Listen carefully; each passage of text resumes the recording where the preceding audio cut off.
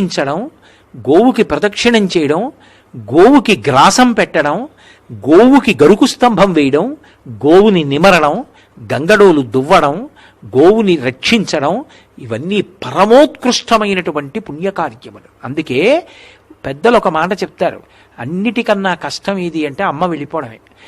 అమ్మని చూడాలి అంటే ఆవుని చూస్తే చాలు. ఆవు వంక చూస్తే అమ్మ వంక చూసినట్టే. నా పుట్టినరోజు నాడు అయ్యో మా అమ్మ లేదే, పాపం నా పుట్టినరోజుకి తొక్కుళ్ళడ్డు చేసి పెట్టేదే, ఆశీర్వచనం చేసేదే అనిపించింది అనుకోండి, ఆవు పాలు తెచ్చుకు తాగాననుకోండి, మా అమ్మ చేత్తో చేసి పెట్టిన ప్రసాదం నేను తినేసినట్టే. ఆవుకి అరటిపండు పెట్టాననుకోండి, ఆ రోజున మా అమ్మ నా చేతి భోజనం చేసినట్టే. గోవుకి ప్రదక్షిణం చేస్తే మా అమ్మకి నేను నమస్కారం చేసేసినట్టే. అందుకే గోమాత జనకమాతలాగా నిలబడుతుంది. అందుకే పాలు లేని పిల్లలకు ఆవు పాలు అంటారు. పశువుల నుండి వచ్చేటటువంటి పాలు రజోగుణ తమోగుణాలు కల్పిస్తాయి.